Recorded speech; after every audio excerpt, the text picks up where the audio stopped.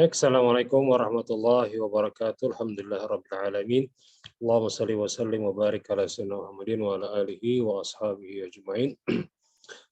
Alhamdulillah, pada kesempatan hari ini kita melanjutkan pembelajaran kita dalam materi masalah fikih ya, atau masalah-masalah fikih yang kontemporer atau yang dianggap baru atau yang sifatnya belum tahu dari hal yang kita pelajari sebelumnya, sehingga menjadi lebih tahu. Alhamdulillah alamin, dengan ucap bismillahirrahmanirrahim kita mulai pelajaran kita hari ini dengan mengharap ridha Allah Subhanahu wa taala dan niat karena Allah Subhanahu wa taala dalam belajar. Kawan-kawan yang berbahagia, kemarin kalau tidak khilaf ya, sudah kita bahas tentang sumber hukum Islam yang menjadikan dasar dalam berijtihad ya. Semalam sudah kita bahas, ada Quran, kemudian ada hadis, kemudian ada ijma, juga ada qiyas ya. Nah, pada kesempatan hari ini kawan-kawan akan kita bawa kepada sumber hukum Islam yang lainnya dan bagaimana metode berijtihad ya. Jadi semalam itu lebih kepada polanya ya. Sekarang kita lihat bagaimana sumber dalam hukum Islam dan metode berijtihad ya. Baik, saya akan share screen. Bentar.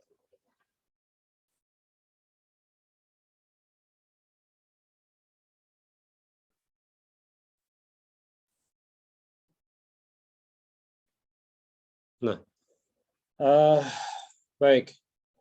Seperti yang kita pelajari kemarin bahwa dalam pelajaran masalah fikih itu tidak terlepas dari masail ya, atau masalah-masalah yang sifatnya kontemporer ya. Dan tidak terlepas juga dari sumber hukum Islamnya.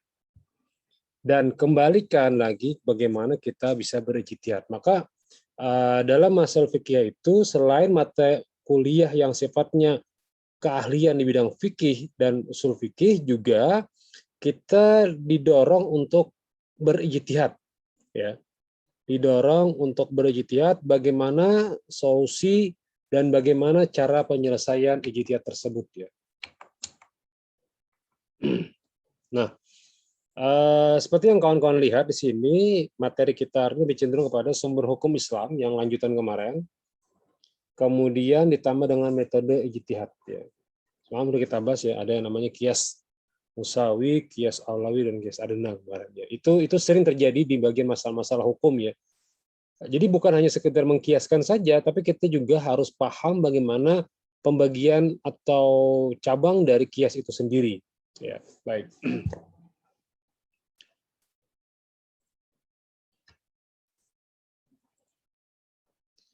Nah, seperti yang kita pelajari kemarin, ada yang namanya Al-Quran, kemudian ada Sunnah, kemudian ada yang namanya nanti ijtihad ya. Jadi ijtihad ini yang menjadi problematika kita pada hari ini. Ya. Al-Quran sebagai bagian dalam konteks pembelajaran, As-Sunnah juga sebagai konteks pembelajaran, dan ijtihad adalah bagaimana pola dari Al-Quran, hadis, atau yang menggunakan ijma dan qiyas kemarin, ya. Sehingga ketika berijtihad dia bisa menjadikan sumber hukum ini untuk bahan dasar ya. Bahan dasar dalam ijtihad ya. Termasuk kemarin ada qiyas ya. Qiyas atau ijma ya. Semalam ya. Nah, kalau kita pahami pelan-pelan bahwa seseorang itu berijtihad, orang berijtihad itu biasanya dia akan berusaha maksimal ya. Contoh misalnya ketika kawan-kawan ingin ke masjid aja misalnya ya, ingin ke sebuah masjid, kemudian pengen berpikir, Pak, ulun ini kira-kira sudah wudhu kada yuk? Ya, pengen berpikir apakah saya sudah berwudhu atau belum?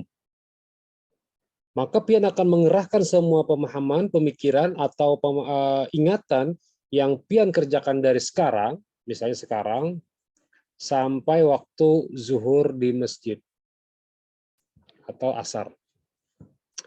Setelah pian berpikir keras, berusaha maksimal mengingat, ternyata dalam hati pian mengatakan bahwa hari ini dari pagi sampai siang saya tidak melakukan hal-hal yang sifatnya membatalkan wudhu, hal-hal yang membatalkan wudhu. Maka saya yakin, nah muncul ijtihad, saya yakin bahwa saya masih dalam keadaan suci dan langsung sholat zuhur. Maka sholatnya sah. Kenapa? Karena dia berijtihad dengan dirinya sendiri dan dia mengerahkan seluruh pemahaman atau kemampuan yang dia miliki supaya apa? Supaya dia mendapatkan hasil maksimal. Apakah saya sudah berwudu atau batal?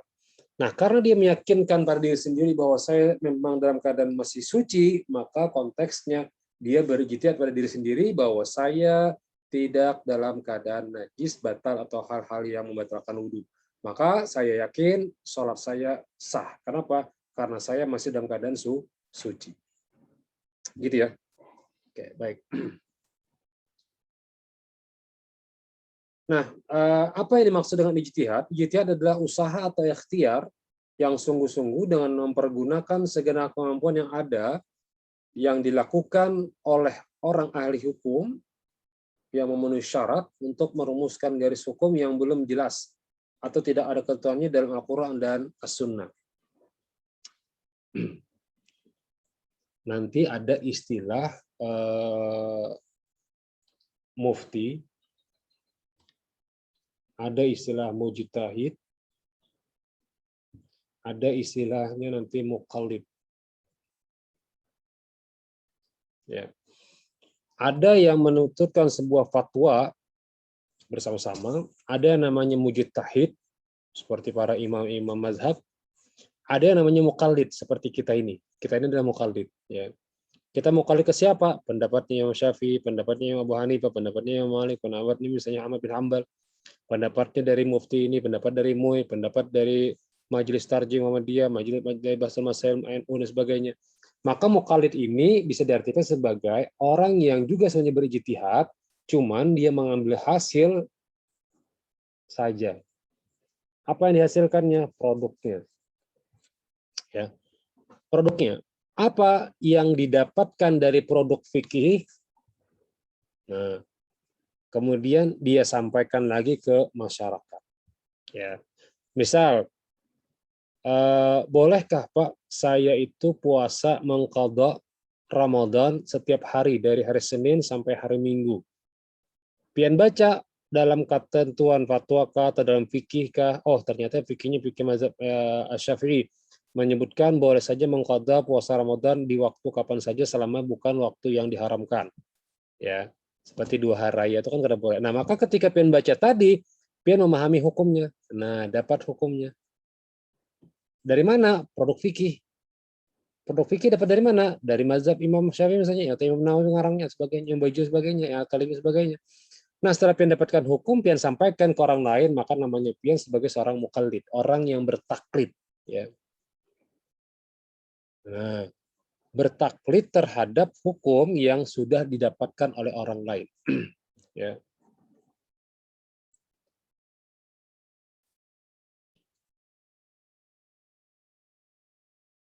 Kalau di dalam definisi ijtihad sendiri, maka segenap kemampuan inilah yang tadi kita bahas, bahwa dia menentukan saya batal atau tidak, maka dia keluarkan segenap kemampuannya mengetahui apa saja yang dia dapatkan dari pagi sampai zuhur misalnya. Ya, dia berpikir keras, mencari apakah saya batal atau tidak. Ketika dia bersikeras bahwa saya mengatakan saya tidak batal, maka jawabannya dia sah saja ingin sholat. Tapi jika dia berprasangka bahwa jangan-jangan aku batal, maka tidaklah sah sholat zuhur dia. Kenapa? Karena dia ijtihad dia berkurang karena mungkin dia ragu-ragu. Nah, karena dia ragu-ragu, maka ambillah air wudhu, itu lebih baik. Ya, artinya dia ragu-ragu, ambil saja air wudhu. Karena di Indonesia itu banyak air, atau mungkin daerah hulu sungai itu, di pinggir sungai itu banyak air, wudhu saja. Meskipun belum batal, wudhu lagi, tajrid wudhu lagi. Seperti yang dilakukan oleh amalan Bilal bin Rabah, tidak pernah batal wudhu, jika batal wudhu lagi. Jika batal wudhu lagi, jika batal wudhu lagi. Sehingga itulah yang menjadikan beliau pernah ditanya Rasulullah SAW mengenai amalan apa yang kau kerjakan sehingga aku dengarkan suara terompah sendalmu di dalam surga. Nah, maka amalannya kecil sekali, sangat mudah kita lakukan, baik kalangan dosen kah, mahasiswa kah, atau umum atau awam. Amalnya hanya menyebutkan bahwa apa? Jika engkau berwudu dengan wudu yang sempurna, benar-benar, kemudian setelah wudu, kemudian sholatlah sholat wudu, usolli sunnatul wudu rakaataini. Kemudian udah itu aja. Jika batal wudu lagi, jika sempat sholat lagi. Bila tidak sempat, yang penting jangan sampai batal. Seharian tuh dari pagi sampai sore, sampai malam, sampai subuh lagi. Kalau mau tidur bagaimana Pak? Tidur wudu saja. Nawaitul wudu'a lillahi ta'ala atau lillahi ta'ala atau lil hadasi atau listibati sholat. Terserah mana yang mau Anda ambil niat wudunya. Setelah Anda wudu, kemudian Anda tidur. Nah, itu sah saja. Ya. Mau sekolah nih seperti hari ini. Silakan Anda air wudu dulu, ambil dulu, saya ambil wudu masih basah. Nah, ambil air wudu dulu sebentar. Kenapa? Karena belajar itu bukan hanya sekedar paham tapi juga mengambil berkah. Paham hari ini, besok ada paham, itu tidak berkah. Maka yang bagusnya adalah paham hari ini, ketika besok-besok ketika diingatkan kembali tentang ijtihad, teringat materi ini, maka itu ngarannya berkah. Atau berkah dalam kehidupan Anda. Entah itu dalam pembelajaran kah, entah itu dalam masalah rezeki kah, karena Allah menjamin dalam hadis Nabi, man talabal ilma takaffalallahu rizqahu kama qala. Orang-orang yang menuntut ilmu karena aku, kata Allah, karena Allah Subhanahu wa taala, maka aku akan jamin rezekinya. Takaffalallahu rizqah, polanya bukan hanya sugih, tapi Allah jamin rezekinya. Dijamin itu artinya alhamdulillah kita sehat, alhamdulillah kita diberikan Allah kelapangan dalam rezeki. Bila ada alhamdulillah, bila tidak ada tidak menuntut, dan akhirnya senang-senang saja. Maka dia bahagia meskipun berangkat ke kampus pakai sepeda, tapi dia bahagia, santai aja. Toh melihat kawan sepeda motor dia akan nuntut. Tapi ketika dia nuntut dan tapi tidak ada, maka seakan-akan dia selalu kurang, ya, atau fakir istilahnya. Ya, maka benar-benar niat Anda, benar-benar dalam belajar, jangan sambil belajar sambil cemil makanan, belajar sambil bercanda, belajar sambil berabahan, belajar sambil nonton TV, belajar sambil mengunjun, mancing ya bahasa Indonesianya. Tapi kalau memang tadi saya bilang, kemarin juga pernah saya bilang, jika orang tua memanggil Anda, stop dulu, di pause dulu, kemudian datangi orang tua Anda. Karena menuntut ilmu juga wajib, panggilan orang tua juga wajib. Ketemu dua wajib, maka silakan kerjakan yang kawal dikerjakan lebih dulu. Tapi kalau mengucapkan salam, itu sunnah. Jadi kalau Anda misalnya dalam sebuah majelis, kemudian ada yang mengetuk pintu, tok-tok-tok, Anda mengetuk pintu, Assalamualaikum. Mengucapkan salam ini sunnah, sementara belajar di dalam kelas itu sudah wajib orang. Tiba-tiba menjawab salam yang ada di luar kan akhirnya menjawab yang sunnah. Tapi karena jawab itu wajib, maka juga menjadi kewajiban. Maka etikanya ketika mau masuk kelas yang sifatnya di situ dalam majelis ilmu, maka cukup ketok-ketok, kemudian langsung masuk saja atau minta izin masuk saja. Tidak usah lagi mengucapkan salam. Ya.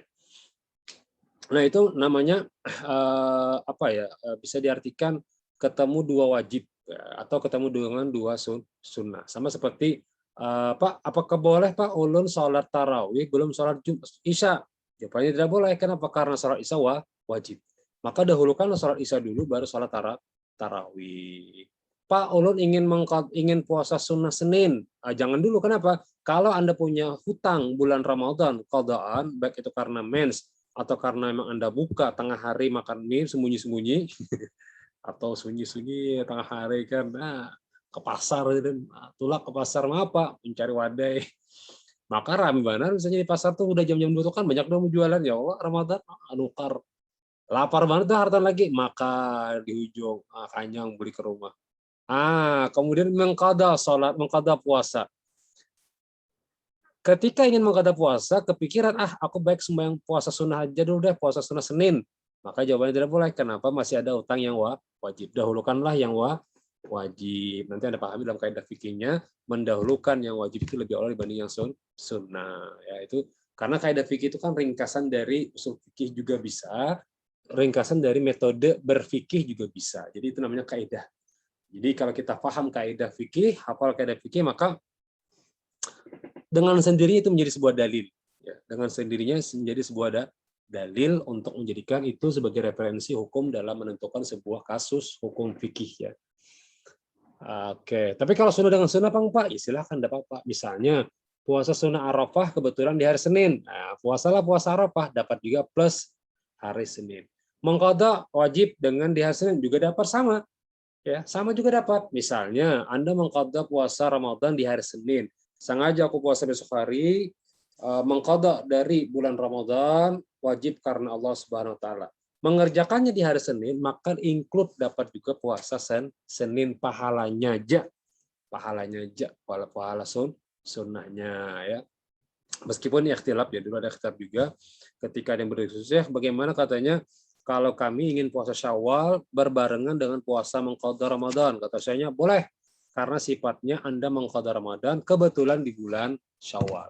Nah, ada juga berpendapat Syawal nanti kerjakan qadha dulu selesai baru Syawal puasa lagi. Nah, itu juga pendapat. Tapi kalau saya mengambil pendapat yang mengatakan boleh menggabung antara wajib di waktu yang sunnah seperti puasa Syawal ya. Baik, itu tadi catatannya ya bahwa Anda kalau memang agak sedikit ribut dalam resume Anda boleh potong atau screenshot ini ya. Tapi ingat jangan dikirim semuanya. Saya hanya minta satu contoh sampelnya aja yang untuk pian kirim ke bukti resuman Anda ya. Jangan semuanya dikirim, bingung juga ya. Satu PDF ya mungkin kalau PDF mungkin bisa ya banyak filenya. Tapi kalau Anda keribetan lama karena saya batasi cuma 1 MB saja itu. Ya, 1 MB saja karena banyak filenya yang bisa masuk ke sana. Jadi kalau cuma screenshot foto dari foto resumen ringkas pian udah saya anggap Anda belajar, saya anggap Anda ikut dalam mata kuliah dalam waktu jam yang ditentukan. Meskipun komentarnya juga tidak boleh lepas daripada jam yang kita tentukan, misalnya jam berapa sampai itu aja komentar. Kecuali ya mungkin saya juga maklumi kuota dan mungkin kondisi ya. Silakan kalau mau minum boleh, tapi jangan makan. Karena adab itu penting ya, adab itu penting dalam belajar. Saya juga sebelum belajar itu yang diajarkan pertama kali adalah tentang tasawuf atau tentang akhlak atau tentang adab. Sebelum belajar fikih itu harusnya belajar fikih sifatnya apa? Adab dulu ya. Karena adab itu atau akhlak itu lebih penting dalam bagaimana kita mendapatkan ilmu yang bermanfaat ya. Tujuannya apa ya? Sama, tujuannya kan kita ingin mendapatkan ilmu yang bermanfaat. Al-ilmu yuntafa'u bihi. Nah, itu namanya ilmu yang bermanfaat. Adapun yang ilmu tidak bermanfaat adalah Pak banyak mengkaji ini tiba-tiba Anda tahan tembak, berarti itu tidak bermanfaat ilmunya. Mengkaji ini tiba-tiba jadi dukun, itu tidak bermanfaat. Nah, ya.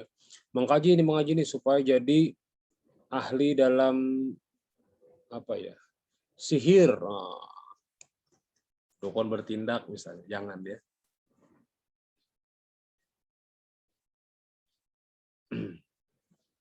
Ulun belajar cara merayu binian juga jangan, itu tidak bermanfaat.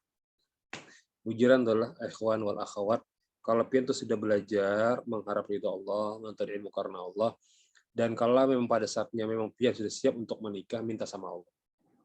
Bila Allah kasihkan ke pian ada yang berdatang, terima, berarti itu pilihan Allah. Jangan ditolak, karena meraju. Ya.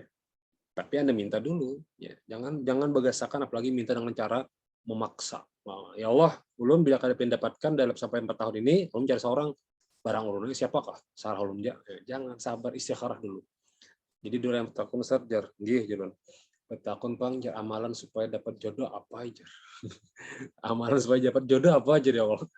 Jadi jar kok pian kawin kah kada? Wah ini belum pang, namun itu jangan dulu kan aja. Kalau pian memang hendak nikah, silakan. Pertama, ceku pian rancaki salat sunnah. Yang kedua, rancaki salat sunnah istikharah. Minta sama Allah untuk mendapatkan jodoh. Dan yang ketiga, bila diberi Allah, terima. Ya, insya Allah itu berkah. Tapi kalau belum, berarti itu bisa jadi dari was-was syaitan saja. Jadi santai aja dulu. Ya, santai aja. Hantak sih mukanya gara-gara apa tadi ya? Ya Allah ya Rasulullah gitu ya. Baik, kembali ke laptop saja. Kembali ke jalan yang benar. Karena tadi kesana kemari buka. Gara-gara adab tadi apa? Gara-gara mau unjun tadi ya sambil nonton TV sambil belajar. Baik, kembali ke jalan yang benar. Apa tadi ijtihad? Ya, berusaha semaksimal mungkin untuk mencari sesuatu yang sifatnya rumusan hukum yang belum ada ketentuannya dalam Al-Quran dan As-Sunnah. Tapi kalau sudah ada jelas dalam Al-Quran Sunnah, ya udah itu namanya ijtihad dari referensi sumber Al-Quran. Semalam kita bahas ya. Tapi kalau ijtihad yang sifatnya referensinya mirip atau tidak ada detailnya dalam Al-Quran dan Sunnah, maka kita harus berijtihad. Kita harus menentukan sikap, hukumnya apa. Tapi mohon maaf, mata kuliah ini bukan menjadikan Anda sebagai seorang mujtahid mutlak seperti para mazhab arba. Juga tidak menjadikan Anda sebagai orang mufti yang bisa membuat hukum sendirinya. Saya khawatir kalau tersalah ya. Nah, solusinya kita akan menjadikan Anda atau kita sama-sama bersama menjadi mukallid ini, ya, seorang yang bisa memberikan sebuah fatwa hukum dari referensi yang kita baca. Boleh referensinya itu dari fatwa MUI yang kita bahas nanti, ya. Jadi sudah saya terangkan ya dengan kawan-kawan bagaimana cara mengambil referensi dalam fatwa MUI. Nanti hari ini akan saya bagikan judul-judul dari fatwa-fatwa MUI yang akan pian teliti dan akan pian jadikan seperti contoh semalam, ya, dan dikerjakan secara kelompok untuk ujian tengah semesternya. Ringkasannya nanti sampaikan di PPT online WA group, tapi yang panjangnya versi Word-nya nanti akan Anda kumpulkan pas ketika UTS nanti atau di akhir pertemuan juga ada masalah. Karena mata kuliah santai saja, ya, jangan terlalu beban. Oke, yang penting tujuannya dalam mata kuliah apa semalam? Menjadikan Anda mampu berijtihad secara mukallid atau mengikuti fatwa yang sudah Anda dapatkan dari referensi sebelumnya. Ya, baik. Itu ya tentang ijtihad. Lanjut.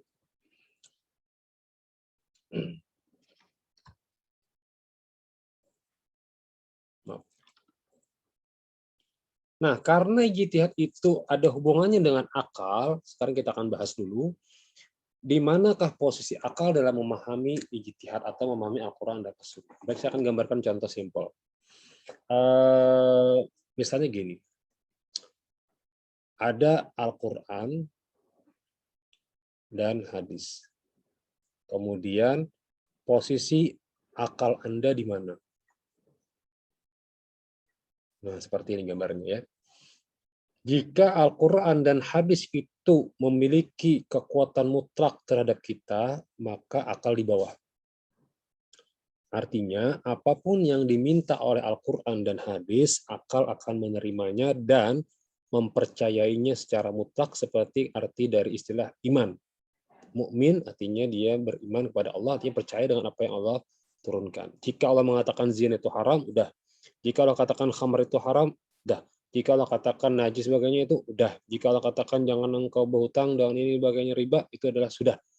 Jika Allah katakan jual beli halal dan haramkan juga riba, sudah jelas. Jangan diotak-atik lagi. Akal menerimanya. Ya, akal menerima. Nah, menerima tulisannya. Nah, maka posisi akal di bawah. Nah, pertanyaannya adalah bagaimana jika kita balik? Sini ya. Akal di atas dan Al-Quran, hadis di bawah. AHA, kayak nama saya. Singkatan. Mudah-mudahan dengan AHA, siapa tahu dengan nama saya itu juga menjadi wasilah bahwa kita ingin menghafalkan Quran, hadis sebanyak-banyaknya. Nah, mudah-mudahan gitu saja doanya ya. Doakan juga mudah-mudahan kau selesai 30 juz dan seterusnya. Maka pada prakteknya akal jika berada di atas dan di bawahnya Al-Quran hadis, maka dia akan mencari cara. Apa? Mengakali Al-Quran dan hadis. Ini bahaya. Bila sudah sampai otaknya lebih tinggi dibanding Al-Quran dan hadis, khawatirnya dia akan mencari akal dan bisa jadi mengakali Al-Quran. Nah, contohnya apa, Pak? Wasariqu wasariqatu faqtu aydiyahum jazaa'an bima kasabana minallah. Orang laki-laki mencuri dan perempuan itu maka dipotong tangannya dan seterusnya. Dipikirkan mencuri lah, tapi kalau terpaksa kada apa-apa kalau layar. Nah, ini mulai dah dia menggunakan dalil darurat. Bahaya nih. Ya. Dia curi. Ya, yang penting kan ulun kan bukan mencuri yang bujur orang baik, ulun mencuri kan di korupsi juga. Ulun kan mengambil dari duit yang di bank cuma Rp1. Iya, kalau Rp1 itu 1 juta orang, 1 juta per hari dia dapat.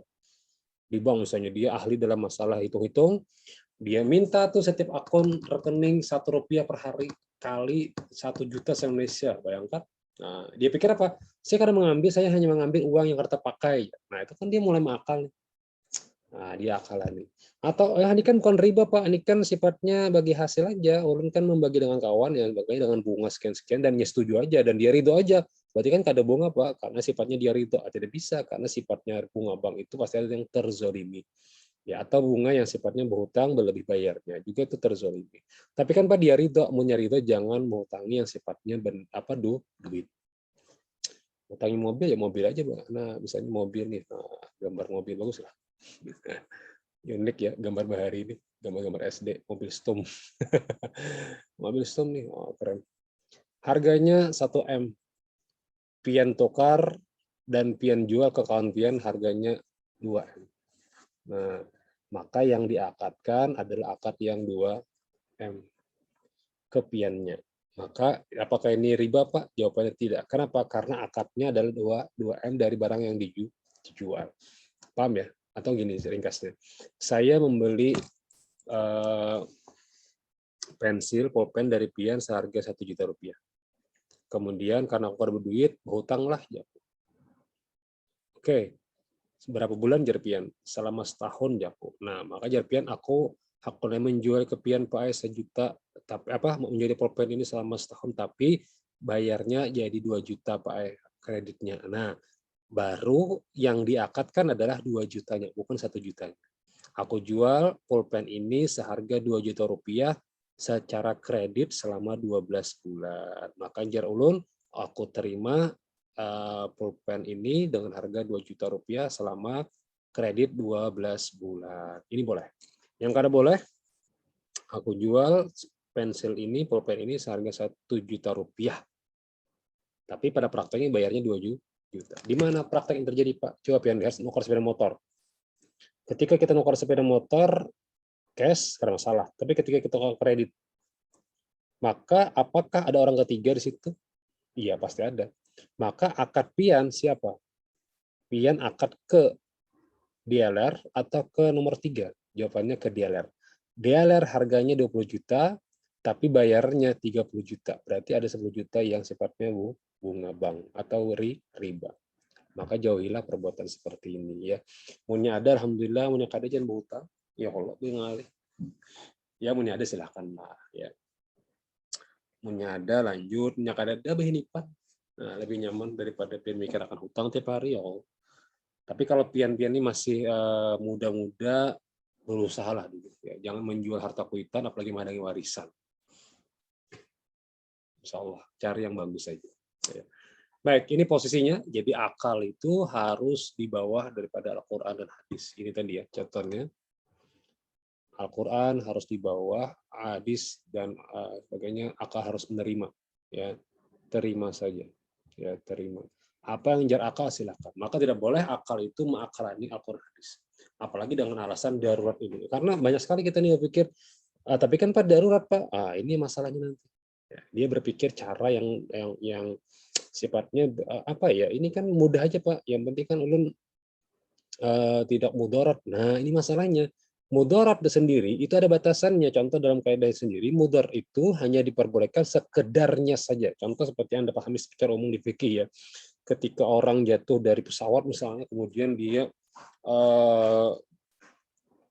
terlantar di padang pasir ya. Jangan berpikir Indonesia. Kalau Indonesia ini banyak hutan, masih banyak yang halal. Daun-daunan buah-buah masih halal. Padang pasir misalnya, tiba-tiba dia mendapatkan yang haram. Ya udah, silakan Anda makan haram, tapi sifatnya hanya sekedarnya saja. Tapi kalau yang haram itu membuat sebuah racun atau menyebabkan sebuah kematian, juga kada boleh makan. Meskipun konteksnya darurat. Nah, itu kan konsepnya. Boleh makan, tapi sekedar mengganjal, jangan sampai mati di hari itu saja. Jangan berlebihan sampai kakaknya pagi semeriga, itu tidak boleh. Ya, kakaknya makan babi misalnya. Ya, tidak boleh itu. Ya. Nah, jadi posisi akal hanya berada di bawah, jangan di atas. Ini kalau di sini bahayanya apa? Bahayanya dia akan mulai mencari cara supaya mengakalani Al-Quran dan hadis. Ya, pernah dibahas, tapi mudah-mudahan kita ulang lagi tadi. Ya, baik. Screenshot saja, bila Anda masih lupa, silakan Anda ulang-ulang lagi, supaya jangan sampai Anda tidak paham dalam materi ini. Ya. Nah, secara umum, akal adalah kunci untuk memahami ajaran agama dan hukum Islam. Ya. Berarti konteksnya, akal ini bagian daripada wahyu. Memang Allah menyebutkan sebelah alakum ta'qilun, semua kalian ini berhubungan akal. Tujuannya apa? Untuk memahami, ya, memahami nih agama, ajaran dan hukum Islam. Taihong menyatakan bahwa agama adalah akal. Tidak ada agama adinu akulun la dina illa liman la aqlahu. Tidak ada orang yang tidak beragama jika tidak menggunakan akal.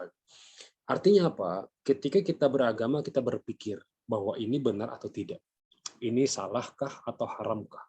Jangan pian pikir akal itu kau dipikirkan dan mengakalani hukum Allah. Jangan. Contoh, ketika kita ingin sholat, azan berkumandang. Akal berpikir, ini benar-benar azan zuhur atau azan yang dari radio HP Anda saja.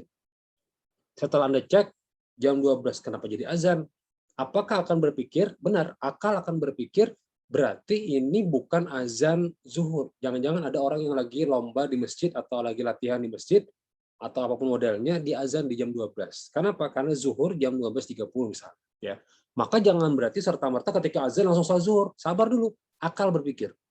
Tenang dulu. Makanya ketika engkau mendengarkan azan, dengarkan dan bacalah seperti apa yang dibaca oleh muazin, kecuali hayya 'alas shalah, hayya 'alal falah, dengan la haula wala quwata illa billah. Dengarkan, setelah dengarkan berpikir, oh ternyata benar zuhur. Oh ternyata bukan zuhur. Itu ngarannya akal yang digunakan dalam memahami agama. Baik. Nah, jika kita hubungkan dengan konteks hukum dan hukuman, tidak ada hukum atau hukum bagi orang yang tidak berakal atau orang gila. Makanya orang gila ini dibebas tugaskan dari Allah. Kadang saya melihat orang gila ini, saya pikir ini adalah gambaran yang Allah ciptakan juga. Betapa bahagianya dia tertawa, dia tidak pernah sedih, kadang dia tertawa, kadang dia marah, macam-macam. Saya tidak pernah berpikir bahwa dia itu gila. Siapa tahu dia adalah orang yang Allah berikan, Allah titipkan kepada orang yang di samping dan sekitarnya untuk mempelajarinya. Ya. Dan dulu pernah kita belajar masalah ini, dulu disampaikan oleh beberapa guru kami bahwa janganlah engkau menyembati orang gila. Khawatir kalau itu seperti gibah. Ada orang gila lewat kan? Ada orang gila lewat. Jadi kan, wah ada orang gila tuh, orang gibahinya tuh kan. Maka semua pahala kita bisa jadi diambilnya. Jika sudah habis pahala kita, dosa ini kita ambil. Akhirnya makanya orang-orang gila itu jangan-jangan memiliki kefitrahan ya, suatu yang fitrah yang tidak ada konteks hukum yang menghukumi dia. Masa fatrah istilahnya. Masa fatrah dia. Itu disamakan dengan pada masa yang belum ada ajaran-ajaran Islam ya. Tapi bukan seperti itu, maksudnya orang gila itu seperti orang yang yang Allah ciptakan, yang tidak diberikan oleh Allah akal yang sempurna, dan sehingga dia tidak wajib lagi dia sholat, tidak wajib lagi dia puasa dan sebagainya. Dalam artian bahwa bukan berarti ketika dia gila kita boleh menyambatinya. Jangankan orang gila, orang kafir atau non muslim saja kita tidak boleh menyambatinya atau menggibah dia. Ya, apalagi sampai-sampai kita memusuhinya. Karena hadis Nabi SAW, orang yang mengangkat silah itu bukanlah dari golongan kami. Silah itu senjata atau menakuti orang lain. Itu bukan dari golongan kami ketika itu. Maka dari hadis ini menyebutkan tidak ada yang namanya terorisme dari golongan muslim. Ya, bisa jadi itu bukan muslim saja. Karena apa? Karena mengatakan tidaklah bagian dari laisa minna man, tidaklah bagian daripada kami orang yang mengangkat silah, orang yang mengangkat senjata untuk menakuti orang lain. Ya. Yang ketiga, yang keempat, yang kemudian yang kelima, akal mempunyai kedudukan yang tinggi dalam sistem agama Islam karena akal wadahnya yang menampung akidah, syariat, dan akhlak. Tentu posisi Al-Quran juga memandang bahwa Al-Quran menganggap akal itu juga posisi yang tinggi dalam memahami sebuah pemahaman dalam akidah, syariat, ataupun akhlak. Ya. Akal diciptakan Allah untuk kesejahteraan manusia. Jadi tentu ketika kita memahami bahwa bagaimana posisi akal, nah ini untuk kesejahteraan manusia. Orang yang dapat diminta pertanggungjawaban hanya orang yang berakal dan sempurna akalnya. Tadi saya bilang bahwa orang gila itu bukan berarti tidak diperintah. Ya benar, dia tidak bisa apa-apa. Ya berarti kalau konteksnya dia tidak memiliki apa-apa, maka tidak bisa katakan bahwa dia punya tanggung jawab untuk sholat dan puasa sebagainya. Ya. Nah ini tadi kalimatnya, bahwa akal harus mengikuti apa yang diperintahkan oleh Allah. Jangan sampai akal itu mencari cara supaya akal tadi. Ya. Nah, maka namun wahyu dan akal tidak sama dan tidak sederajat. Ya. Jadi karena jangan lagi sampai posisinya kayak ini. Maksud sederajat itu kayak ini. Kalau saya bisa gambarkan sih seperti ini ya. Akal, maaf. Akal, ya. Akal sama dengan Al-Quran dan wahyu dan hadis. Tidak. Ya, apa yang terjadi jika akal sama dengan wahyu? Tadi saya bilang di awal, zina itu dikatakan haram. Jar akal, iya benar haram, benar. Tapi kalau, nah ini bilang, kalau tapadasak boleh ya kalau jar. Nah, ini dia sudah mulai menyamakan akal dengan wahyunya. Ya kan tapadasak kan bebas saja kalau jar, darurat ngarannya jar. Mulai dah dia menggunakan dalil darurat lagi. Selama dia menggunakan otak-atik darurat dalam konteks mengharamkan yang halal atau menghalalkan yang haram, maka konteksnya dia sudah menyamakan akal dan wahyunya. Maka dalam kitab Salamut Taufik bahwa yang cari kalau ingin baca ya Salamut Taufik ini ada babur ridah namanya. Ya, babur ridah, bab tentang murtad. Jika dia sudah mengharamkan atau menghalalkan yang haram, maka posisinya dia murtad. Jadi Bapandir pun ada, Bapandir itu ada ilmunya. Ya, Bapandir itu ada ilmunya. Jangan asal pandir. Contoh gini. Ya, dulu pernah kami pelajaran waktu di Sekumpul juga dengan guru Sekumpul bahwa Yasidin Bapandir itu berilmu, Bapandir itu bertata, Bapandir itu beradab. Janganlah engkau katakan kepada seorang, "Oi, kafir." Sementara dia sholat. Dia puasa, dia bersyahadat. Jangan. Karena kata beliau, orang kafir yang dikatakan orang kafir, oi kafir, maka hukumnya dia kembali kepada dirinya sendiri atau murtad. Mengkafirkan orang lain itu kada boleh. Ya, mengkafirkan orang lain. Jika mengatakan bid'ah sama dengan kafir ujung-ujungnya, ya berarti mengatakan bahwa orang yang mengatakan kafir itu bid'ah. Ya, dulu kalau kada salah seperti itu ya. Jadi hati-hati dalam pandir, jangan menyampaikan orang itu kafir ya. Atau maaf, bukan kafir dalam artian ya kafir bukan, kuliah kafir bukan, tapi mengatakan orang itu kafir. Woi kafir, artinya dia muslim tapi kita katakan dia kafir. Ya, jangan, karena itu bisa jadi murtad. Siapa yang murtad kita nyebutnya? Karena masalah kafir itu adalah hubungan dia dengan Allah. Siapa tahu ketika dia baik-baik saja di hadapan Allah, kita nyebut dia kafir, sama aja berarti kita mengkafirkan orang lain. Bukan hanya orang muslim saja, orang non muslim pun jangan juga. Siapa tahu ketika dia akhir hayatnya dia taubat, dia masuk Islam atau dia memberikan semuanya untuk Allah, berarti dia lebih baik daripada kita. Ya, maka hindarilah, intinya jangan menyambati orang. Ya, jangan terlalu pander. Pander boleh, tapi jangan terlalu lebih. Ini mata kuliahnya apa gitu Pak ya? Campur-campur malah. Ya itulah. Namanya juga belajar ke sana kemari ya. Jadi ya posisinya jangan sampai sama dengan Al-Qur'an. Jadi akal tidak sama dengan Al-Qur'an wahyu ya. Posisi akal di bawah saja, wahyu di atas. Boleh kita katakan memahami wahyu dengan akal benar, tapi tidak sampai mengakalani atau mengatakan akal itu mengatakan wahyu itu salah. Ya tidak. Allahu Akbar.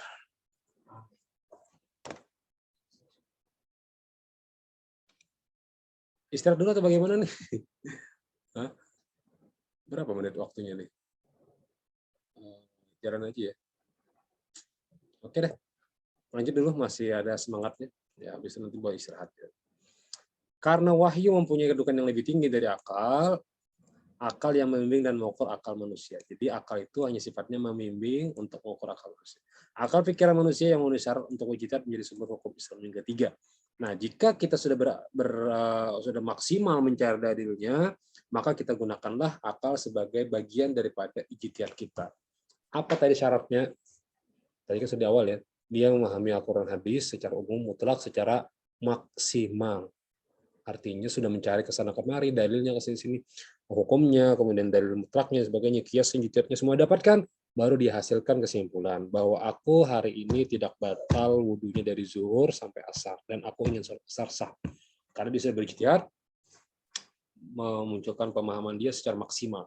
Apa hukumnya transplantasi organ? Dia pikirkan ini dalilnya, ada dalilnya, kemudian dikatakan bahwa transplantasi organ diperbolehkan selama itu atas anjuran dari dokter dan sifatnya tidak merugikan kepada yang mendonor atau yang didonorkan. Nah, itu namanya ijtihad, tapi kembali ke tujuan kita awal tadi apa? Menjadi muqallid ya. Nah, itu. Allahu Akbar. Boleh mau istirahat? Silakan mau minum. Kita mau santai dulu ya. Saya mau ambil minum dulu sebentar.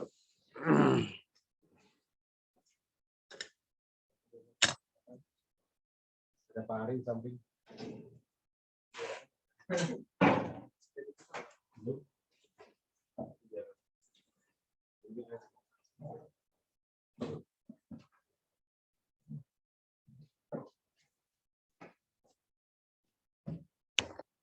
Oke, udah fit, silakan mau minum. Karena kita berapa jam pada jalan? 2 jam ya? Pas ini atau 2 SKS. Allah Akbar. Baik, terima kasih. Kita lanjutkan lagi. Materinya masih yang berhubungan dengan akal. Ya. Nah, dasar hukum ijtihad, surah Nisa ayat 9 dan hadis 9, mungkin ini masyhur ya. Anda sudah tahu hadis ini yang ketika Muaz bin Jabal itu pergi ke Yaman, ditanya Nabi, bagaimana jika engkau menemui sebuah kasus sana, ajaran Muaz bin Jabal, aku akan merujuk kepada Al-Quran dan hadis sebagai sumber utamaku. Jika engkau tidak dapatkan, aku akan tetap berusaha maksimal. Nah, jika engkau tidak dapatkan lagi bagaimana? Maka aku akan bercerita dengan ra'yuku, dengan pendapatku, dan aku tidak akan mengembalikannya lagi. Maksudnya apa?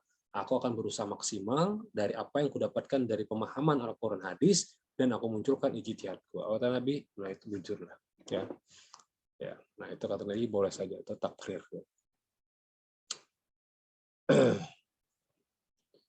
Ada yang namanya bentuk ijtihad sebagai jumlah pelaku, pelakunya ada 1 orang, namanya ijtihad individual, yaitu ijtihad yang dilakukan oleh seorang mujtahid.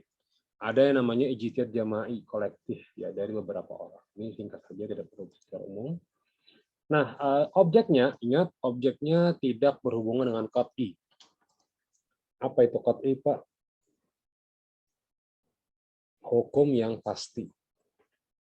Maka ijtihad kada boleh ke sini ya, ini kada boleh sini. Apa yang pasti itu Pak? Salat zuhur 4 rakaat, ini sudah mutlak, jangan diotak-atik lagi. Salat subuh 2 rakaat, mutlak, tidak bisa diapa lagi. Khamar haram, mutlak, tidak bisa diapa lagi. Kecuali nanti ada hukumnya ya, ketika dia tidak tahu atau yang sifatnya darurat. Zina hukumnya haram tetap mutlak. Jangan diakalani lagi, jangan dipikirkan caranya supaya menghalalkan zina, tidak ada. Nah, yang kita bolehkan ijtihad itu adalah bagi sifatnya yang zani. Seperti contoh yang kajian-kajian yang ikhtilaf itu misalnya apa dalam bismillah ya. Bismillahirrahmanirrahim, ada yang nyaring, ada yang gimit, ada yang tidak ada suara, atau yang dengan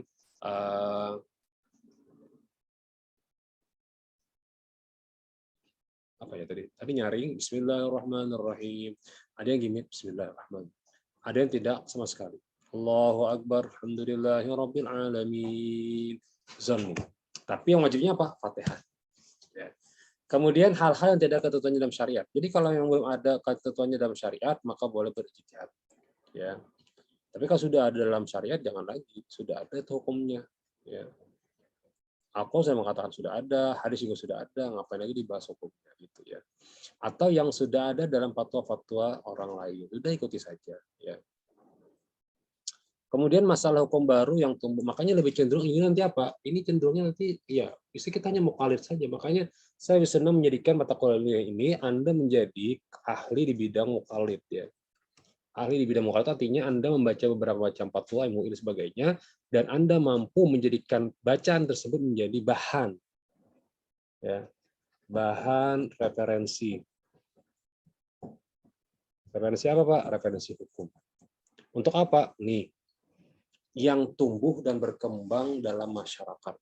Mungkin Anda belum tahu masalah keong, bagaimana cara makan, apa hukum makan, apa sih namanya ya, yang di sawah itu? Bukan, yang satunya lagi, yang ganong, ada haliling, ada seafood, ada lagi kalambuai, kalambuai. Aku pernah ke Paumaan, karena aku ada Paumaan di daerah Tamban sana. Ya sekedar melihat aja lah. Jadi bila jarang pegawai datang, bila panen ambil. Alhamdulillah cukup aja tuh makan. Jadi yang orang Tamban silakan nanti kumpul-kumpul. Tapi malu juga sih. Ya di mana? Karena aku kan begawi. Hanya melihatnya saja. Nah di situ ada Kalambuai. Kota kau ini lawan buhan nang petani di sana. Ini apa ngarannya Jaku? Ini ngarannya Kalambuai Pahe ya. Oh gitu. Adalah yang memakan Kalambuai ini. Rata-rata kami kadang makan Kalambuai ini Pak Ejar karena beracun. Nah, aku kadang membahas hukum makan Kalambuai dalam konteks dia hidup di air, binatang air, atau dia darat atau di dua alam. Tidak. Tapi yang dijawabnya kadang kami makan karena ini kadang beracun, olah gata-gata sebagainya. Maka muncul dalam kesimpulanku ada hukum ijtihad yang tidak ada hubungannya dengan dua alam atau dia hanya hidup di air, tapi menurut pendapat masyarakat bahwa ini berdampak negatif terhadap kehidupan diri. Nah, kulihat lagi ada kasus di daerah pantai, misalnya hiu yang terdampar ya. Hari pertama banyak yang mengambil daging dan sebagainya. Setelah 1 minggu tidak ada yang mengambilnya. Kenapa? Ujar orang nelayan, kalau makan daging yang sudah terdampar itu, Pak Ejar biasanya akan menyebabkan sebuah racun. Bakteri akan masuk ke dalam tubuh kita dan bisa jadi garing, bisa jadi meninggal. Nah, dalil ini menunjukkan bahwa tidak boleh makan ikan yang sudah terdampar selama 1 minggu dan itu sudah ada bakteri penyakitnya. Bukankah itu binatang sungai, Pak? Binatang laut, Pak? Benar. Tapi ada hukum lain yang muncul karena dianggap mudarat pada diri sendiri. Paham ya? Ada memudaratkan pada diri sendiri. Tapi kiraku, seandainya nih Jakula, terjadi di pantai pantai Tangkisung atau pantai apalah hari kita di Batak sebagainya, hiu terdampar tadi potong-potong orang halus kemudian diwadi buat kamera wadi 1 tahun tahan wadi itu. Jadi aku takut nih pulang, aku ini kan penasaran juga. Wadi ini pang aku kenapa iwak mati yang sudah lawas tapi masih kenapa kalau dimakan dan nyaman? Ternyata fragmentasi uyah tadi menahan supaya bakteri jangan sampai masuk ke dalam dagingnya. Nah, ternyata keahlian kita orang Banjar ini harap juga dalam masalah fragmentasi wadi, fragmentasi apalagi iwaknya atau namanya ya, yang babaras apa kerennya? Iwak samu. Nah, tahu lah Pak iwak samu Pak Iwak samu itu ikan yang difragmentasikan dengan beras dan sebagainya.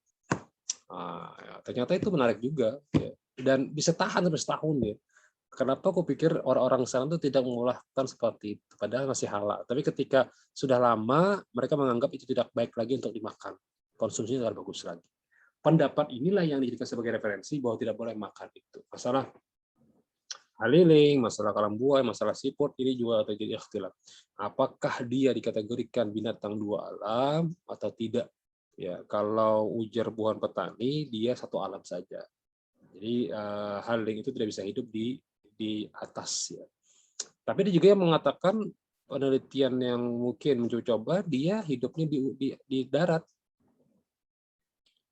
Nah, maka aku ambil cenderung yang mengatakan jar petani karena dia melihat tarus kan, dia hidupnya di sungai. Karena bilanya kering, haliling itu akan mati.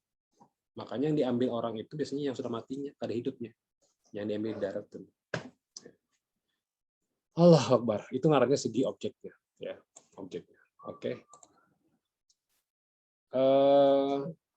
Selanjutnya kita akan lanjutkan di part kedua ya.